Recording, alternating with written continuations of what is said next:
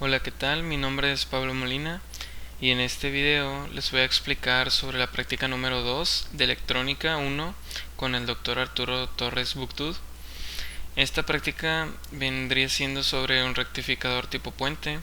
Primero vamos a ver los componentes que vamos a utilizar en el simulador multisim.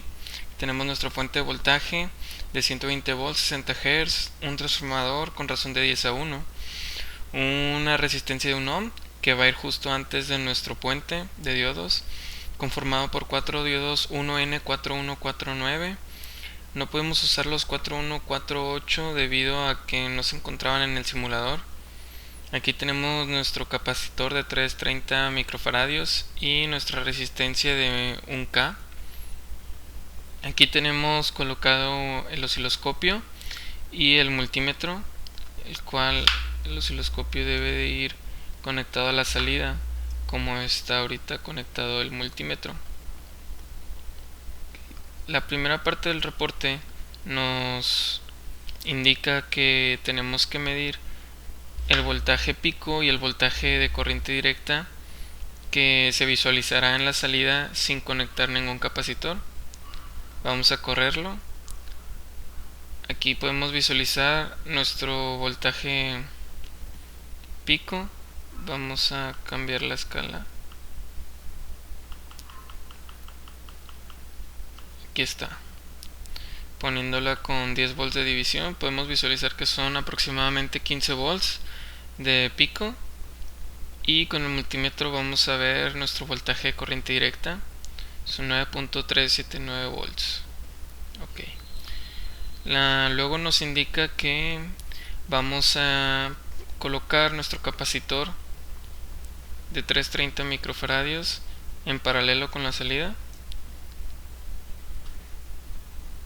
Y vamos a nuestro capacitor 330 microfaradios. Okay. Y luego vamos a correrlo y vamos a ir anotando nuestro voltaje de salida, que va a ser el indicado por el multímetro, y vamos a medir nuestro voltaje de rizo, que va a estar en el osciloscopio. Lo corremos, podemos ver aquí un voltaje de rizo. Cambiando la división, cambiando la escala, podemos visualizarlo mejor. Ahí va. Ahí está. Ahí podemos visualizar mejor nuestro voltaje de rizo. Vamos a medirlo. Colocamos un punto en un máximo y uno en un mínimo. Checamos la diferencia, 264 milivolts. Y nuestro voltaje de salida dado por el multímetro es de 14.061 volts. Muy bien, esto lo vamos a ir realizando quitando 100 ohms a nuestra resistencia, ir cambiándola,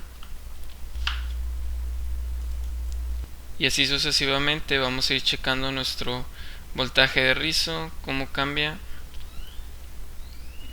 checando nuestro voltaje de rizo, el cual va a ir aumentando, y checando nuestro voltaje de salida, el cual va a ir disminuyendo. Con estos datos vamos a ir llenándolo hasta que lleguemos a 100 ohms. Vamos a ir colocando los datos en una tabla como esta. Aquí se puede visualizar nuestro voltaje de salida, voltaje de rizo, nuestra resistencia y la corriente de salida, la cual vamos a obtener con el voltaje de salida, y la resistencia aplicando ley de Ohm. Ok, aquí tenemos los resultados de la primera parte que había explicado, 15.377 volts aproximado a lo que nos había salido de voltaje pico, y 9.379 volts exactamente lo que salió en el voltaje de corriente directa. Después vamos a colocar otro capacitor con el doble de faradios, 660. Ok, esto va a hacer que nuestro voltaje de rizo sea menor. Aquí lo podemos visualizar como es más pequeño el voltaje de rizo a comparación de los que habíamos visualizado anteriormente. Esto debido al aumento de capacitancia. Después vamos a regresar la capacitancia que teníamos y vamos a medir la corriente de pico que va a estar en la entrada del puente de diodos. Esto lo vamos a realizar cambiando las terminales del osciloscopio, los cables del osciloscopio. Vamos a ponerlos ahora en las terminales de la resistencia de 1 ohm que está a la entrada de nuestro circuito.